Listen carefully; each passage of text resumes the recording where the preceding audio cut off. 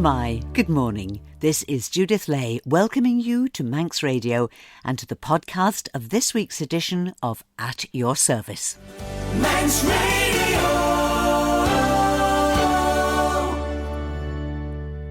Faith, love, rejection and loss. They're very much a part of life, aren't they? But how to cope when those experiences come almost at once? We'll find out when I'm joined later by Adam and Cathy Thomas with a story that's by turns challenging, inspiring and very moving.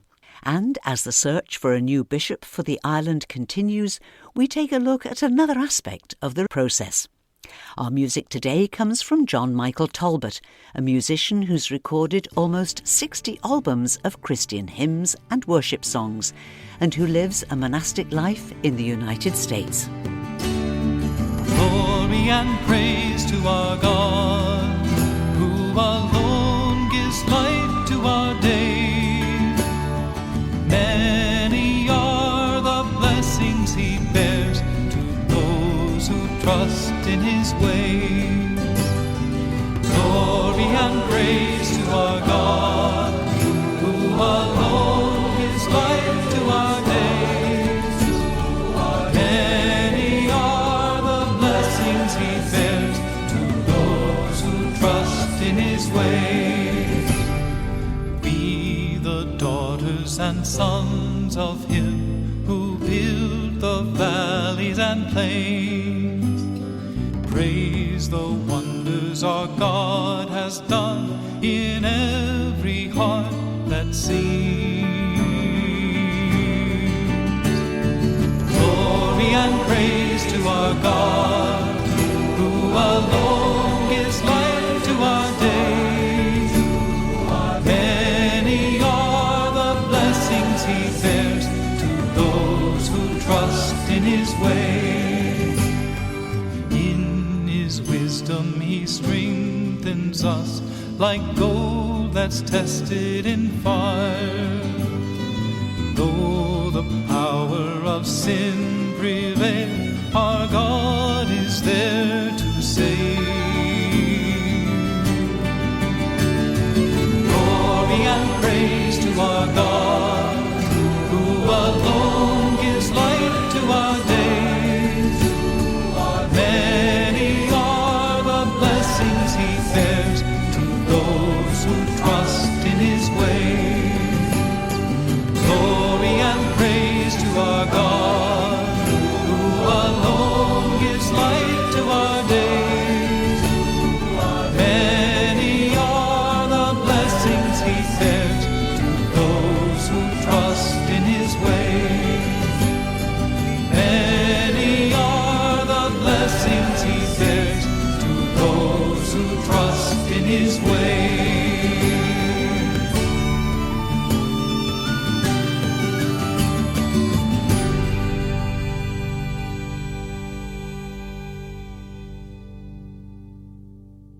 John Michael Talbot and Glory and Praise to Our God.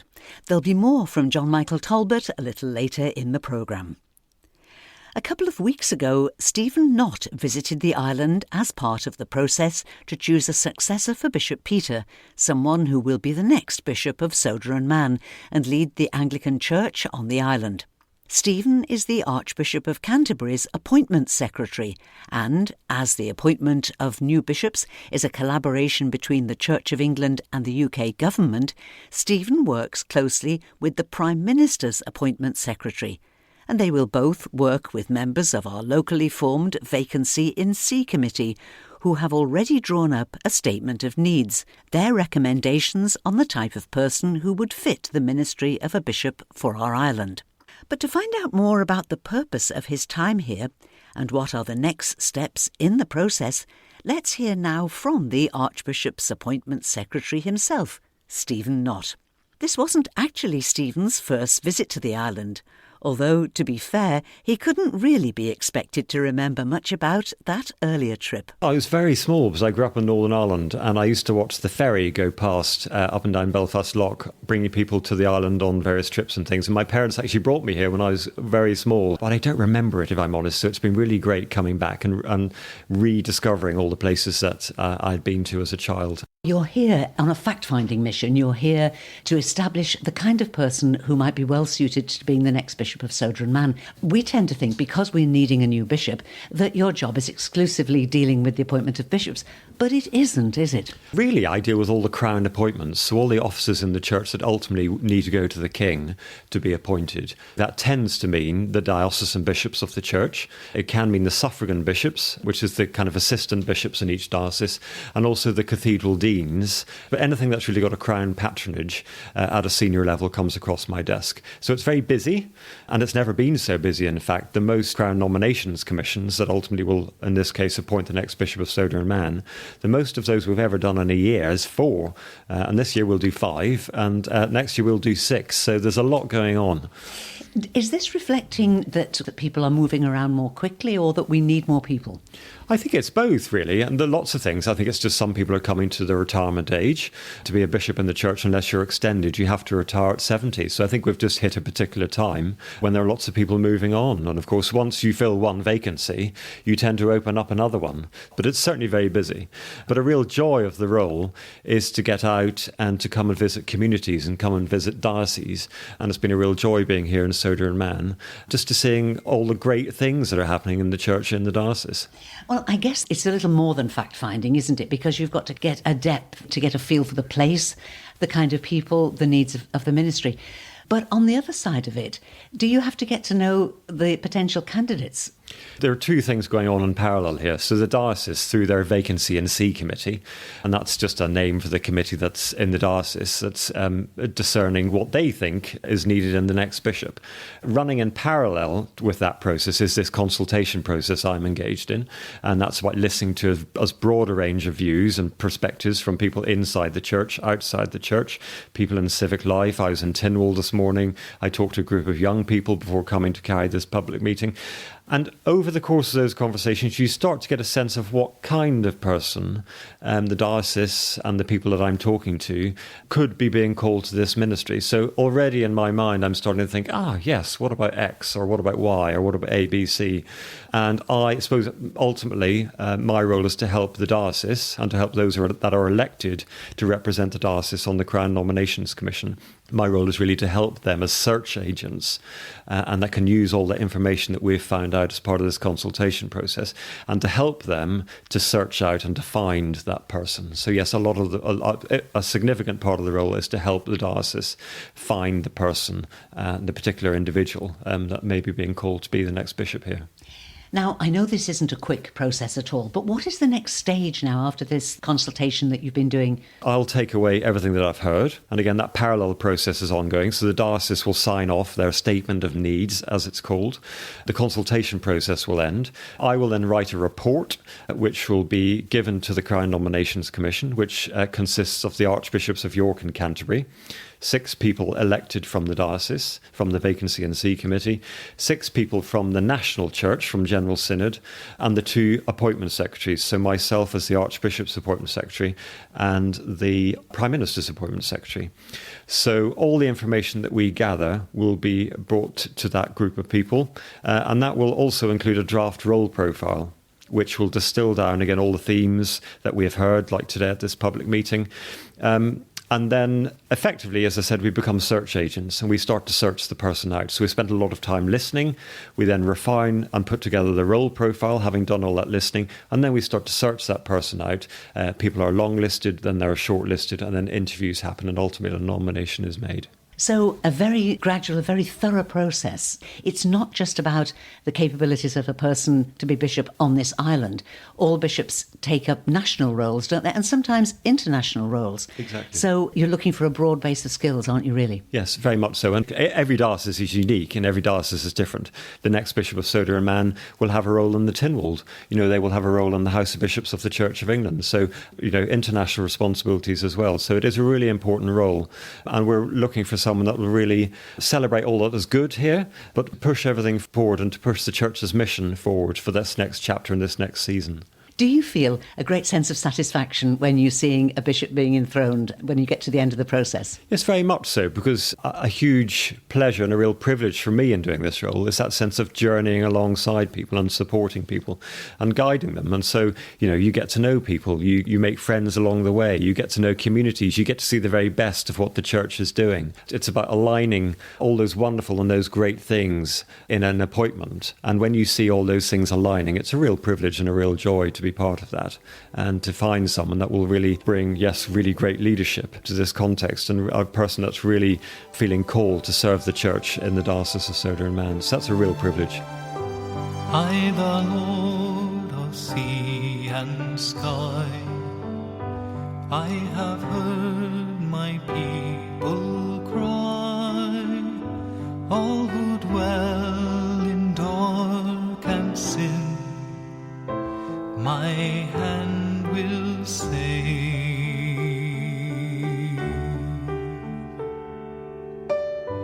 I who made the stars of night, I will make their darkness bright. Who will bear my light to them? Whom shall I send? Here I am, Lord. Is it I, Lord? I have heard you calling in the night. I will go, Lord, if you lead me. I will hold your people in my heart.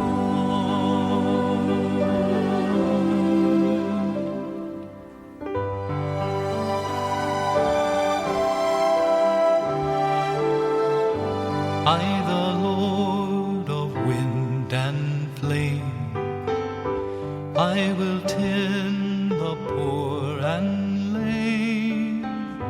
I will set a feast for them, my hand will save.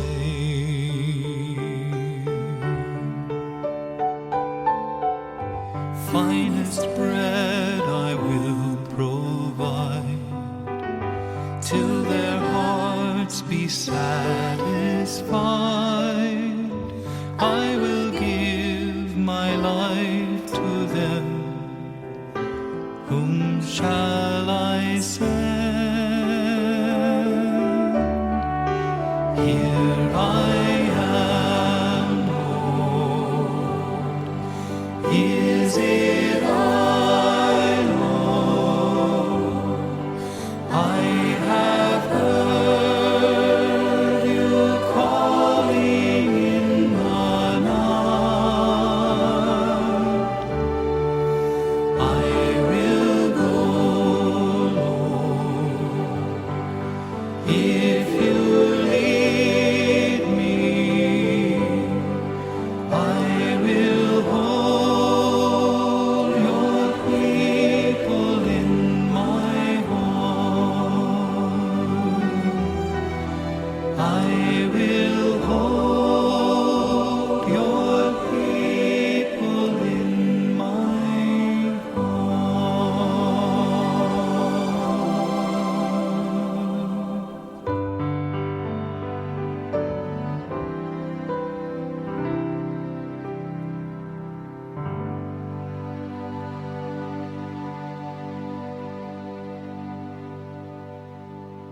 John Michael Talbot again, and a great hymn of service, Here I Am, Lord. And before that, you heard from the Archbishop of Canterbury's appointment secretary, Stephen Knott, in a conversation I recorded with him during a recent visit when he hosted 2 open meetings in Kirkmichael and Ballasalla, when members of the public were invited to share their views on the next Bishop of Sodor and Man. And now, as we say, for something completely different. It's time to meet my next guests, husband and wife, Adam and Cathy Thomas. Adam and Cathy were both raised in Roman Catholic households. As a young man, Adam was so deeply committed to his Roman Catholic faith that when we take up this story, Adam is training for ordination as a Roman Catholic priest. Yes, I was. I joined the Holy Ghost Fathers, as they were known then, the Spiritans as they're known now. It's the second largest order within the Roman Catholic Church, a missionary order. And I became what was known as a postulant with them, working in Lancashire, but then looking to train either at the Mill Hill Institute in London or more probably in Rome. That was the plan. And I loved every minute of living within community and the work that we did. A lot of it retreat work, actually, with young people. So what changed for you? I met Cathy. I still felt called by God to be a priest, but I'd also fallen in love. And so had to make that choice. And that's very difficult for everybody involved, difficult for families especially. There's an expectation of what you're doing. For Cathy and I, obviously it was wonderful. We were very much in love, but that was it was a difficult time for us. It was a big change, a big step change for us both. Faith-wise, faith was important to both of us at that time. So to go from expecting to be a priest to then taking on the commitment of marriage, what happens if 6 months down the line, your relationship's no longer the thing? So it was exciting, but also nerve-wracking. I think many of your listeners will know that moment of making that commitment because you're giving something of yourself to someone else. Yeah. Cathy, if I can bring you in. So how did you work this out? We took this whole change in our life, this kind of cataclysmic change in our life, to rethink things, because I was at that point a librarian. I was running the school library service and took the decision then I was 28 to become a teacher, to retrain as a teacher. So we both then, within a year of getting together, went back to college, university to retrain. So it kind of gave a new start to life. There's a little bit of a snowball effect when you're younger. You just kind of move into this and you move on to the next thing. So this gave us a real opportunity to say, what do we want from our lives? What things will fulfill us? Maybe took you a little bit longer to find what eventually would give that fulfillment. But I think when you're in a state of change and flux, then is the time to really grasp that opportunity. So coming back to you, Adam, obviously you stepped out of your priestly training in the Roman Catholic Church. For a year when we got together, I ran the visually impaired persons unit in Manchester Central Library, which was a great job covering for somebody who was on maternity leave. And then I went back to university. So I went to Lancaster and studied religious studies and did a degree over 3 years. And then I taught religious studies at a Catholic high school, and I taught music at a Young Offenders Institute at the same time. Interesting to see which was easier to do. And I became a lay chaplain at the Young Offenders Institute as well. Whilst Cathy she retrained, did a PGCE and then became a teacher. And we got married, we had our son was born, Joshua, and we took it in turns to look after him. So Cathy took a break and then I looked after him. And then faith-wise was always a major part of our lives. At university, we were very, very fortunate to be at an ecumenical chaplaincy. Lancaster's a renowned ecumenical chaplaincy. And we got heavily involved with everybody there. And then Cathy got a new job as a deputy head in Salford. At the time, I'd been a freelance journalist. I'd made some programmes, I'd written some articles. And one of the things I'd campaigned against was the National Lottery, which was just launching. I felt that there were real dangers in it. Kind of tax on the poor, really, was my view at the time. There was a journalist in The Guardian and me who seemed like we were the only people who felt that way, and all Methodists, of course. But a job came up. It was to be the lottery officer for the city of Salford, to help people get money back from the lottery. And I thought, well, Salford's one of the poorest communities, therefore that's what I'll do. I'll become the lottery officer at the time when there weren't many of them around, and worked for local government, helping sports, arts groups, charities to maximise the amount of money that they could get. So what happened next? It went very well. Outside of Greenwich, we got more money than anybody else per capita. And then there was a change of government, and they asked for people who were involved if they would help to rearrange the lottery boards, which was fantastic. Working with developers, working with communities, and trying to make a real difference. Making a difference within communities, that's really hard, and it takes time, and you've got to work together. I was very fortunate that actually Salford Council at the time was, I think, really good at it, and learnt from a lot of excellent people. Faith-wise, carried on with our church, the Catholic Church. I became a Eucharistic minister, led music liturgy. We'd had another son by then, Jacob. And then Cathy was promoted to being head teacher quite quickly, actually. Well, no, it was 4.5 years. Was it? Didn't Yeah. feel like that. I did have a maternity leave in between times as well. Then there was a major project came our way. The Salford Rugby Club needed a new stadium, and they brought it to the local authority. Members of the local authority wondered if I might be willing to help. And so I went to work for the rugby club. Officially, I was their community development officer, so embedding what they did in the community there, a rugby league club. But what I helped to do was to bring on the stadium development, find people who were willing to fund it, and then put together an expert team, a brilliant team of consultants to design it and eventually get planning permission for it. So that's what we did. So, married to Cathy, both of them still practising their Roman Catholic faith and involving themselves actively in local parish life, yet another job change was on the horizon for Adam. I went to work for the Methodist Church in a national role, looking after all the Methodist property and revenue schemes. I became the managing director of the company that we'd set up. The people that put the money in asked if I would take that on. And both of us were working really hard. So Cathy, unbelievably committed as a head teacher. We had 2 young children. I was working, again, many people will know this, you put in big amounts of hours. And we decided that that was great, but that we also wanted a more balance in our life. And we thought we might move to Italy and I could carry on with the work I was doing, flying back and forth. And somebody, we still don't know who, said, why don't you try the Isle of Harris? Italy or the Isle of Harris? I felt sure that Italy would win the day. But I was wrong, as Cathy now explains. Yeah, we moved to the Isle of Harris. This was in the early 2000s. And we were determined that we would try and be as much part of the community as we could be, always knowing that you're going to be an incomer or an outsider. Somebody could have moved in 300 years ago and they're still an incomer, that sense of the heritage of the place. But we worked hard to make sure we were genuine and sincere in getting to know and be part of the local community. And when you're a head teacher of one of there were 3 schools at that time, very small schools on the island, then you're already part of the community. Those islands are very religious islands, and depending which island you're on, the next island on from Harris is the Uists and Barra. They're very Catholic islands. The island we were on was Church of Scotland and Free Presbyterian. Yeah. The school was not a faith school, and I did, as I have always done in every school I've been, you are part of the community. But it became apparent that my own background of being English, female, Catholic, caused a small but very vocal and powerful minority on the island a real challenge. That proved a real challenge to them. And we did endure a couple of years of, I don't know how to describe it without being too dramatic, but very, very undermining actions that made it very, very clear, letters in the paper saying we should take our contamination away from the island.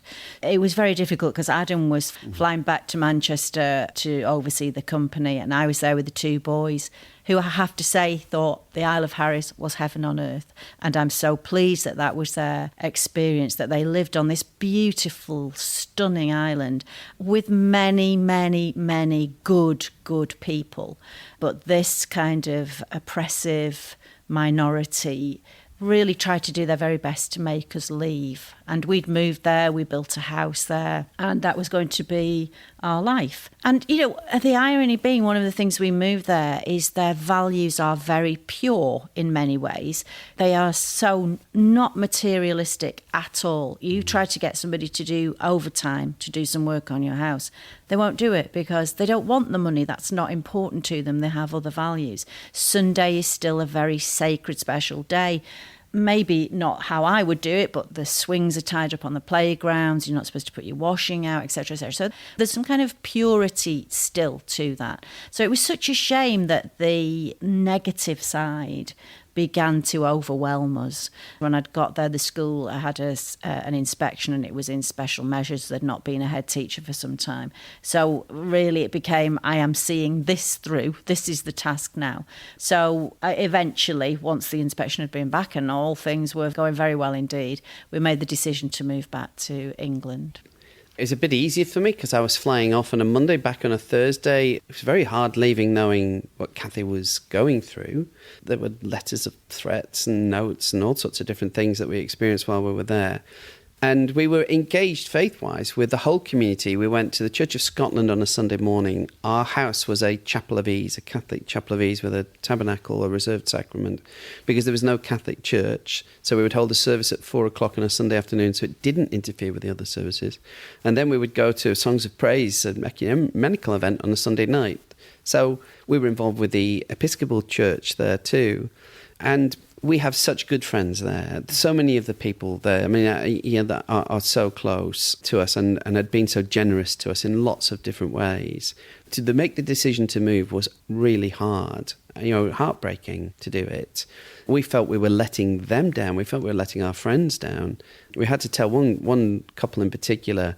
It was so difficult. Even I can remember they were crying, we were crying. It was a really, really hard decision to make. And we know things are different there now. I mean, we've kept those friends. We've been back. The boys have been back. And many, many people say that actually what had happened to us was a wake-up call for the community there. And things are radically different now and an awful lot better. But it did teach me about how we as Christians viewed each other and treated each other, perhaps in the most extreme way. But having been to ecumenical chaplaincies, having valued people of all different faiths and none, made both of us quite clear that we never wanted to be involved in a situation where we undermined other people's faiths or where we were rude or offhand about other denominations or other faiths. It's an easiest thing to do to undermine somebody's faith, to attack them. But it's not godly. So what it did for us was to redouble our efforts to ensure people didn't experience that. We experienced discrimination within our own country. I'd seen it in Glasgow, obviously seen it in Northern Ireland, but to experience it firsthand, how it makes you feel when you walk into the community shop and someone puts their basket down and walks out because you've walked in, when they turn away from you and walk away from you purely because of your denomination, that the sense of injustice of that, but also the pain of it. And so we made a commitment then that we wouldn't campaign about it, we wouldn't set up a rights campaign, that we just do it gently with love and understanding, and fear and misunderstanding sits behind most of this. So if you're willing to be patient with people and listen to what they say and their questions and the misunderstandings they have and are willing to hear that out, our experience has been that you can make a huge difference with people. So, what happened after Adam and Cathy left the Isle of Harris? What are their connections with the Isle of Man and with Whalley Abbey in Lancashire? And why does Adam wear a clerical collar these days? For all the answers, listen to part 2 of Cathy and Reverend Adam Thomas's story when I'm at your service at this time next Sunday morning. And now it's notice board time. This Tuesday, August the 15th, Ballafesson Methodist Chapel Tots Group are having an all-age summer fun afternoon with puppets, crafts, bouncy castle and refreshments. That's on Tuesday between 2 and 4 p.m. On Wednesday evening, Shenanigans Folk Group, led by Andrew Holmes, will be in concert in St Thomas's Church. That's just off the promenade here in Douglas. The concert starts at 7:45. Admission and light refreshments are free, and there's a chance to give to a retiring collection if you wish. And don't forget, if you come to the concert, do allow time to look at St Thomas's Flower Tower. It's still the most amazing and cheerful sight. Then, on Thursday the 17th, Cool Methodist Chapel continue their monthly simple lunches of homemade soup, bread and cheese, a pudding and a choice of tea or coffee for just £7. Lunch is served in the Cool Church Hall from noon until 2 o'clock on Thursday with a warm welcome for everyone.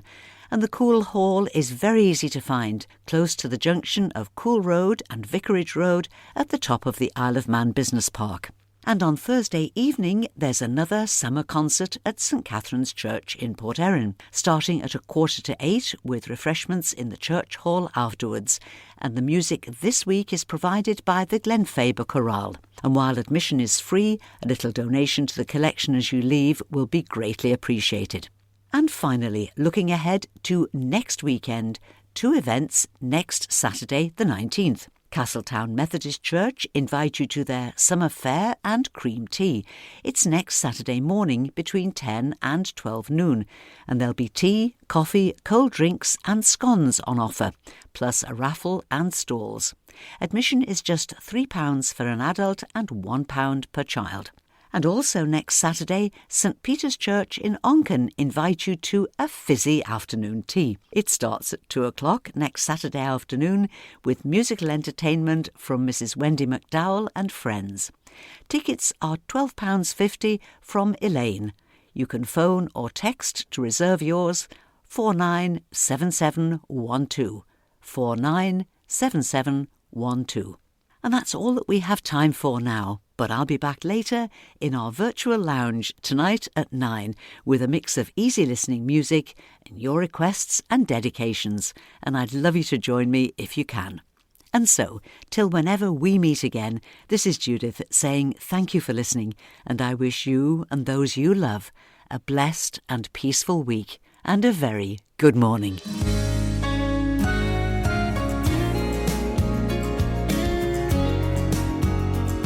The nation stays.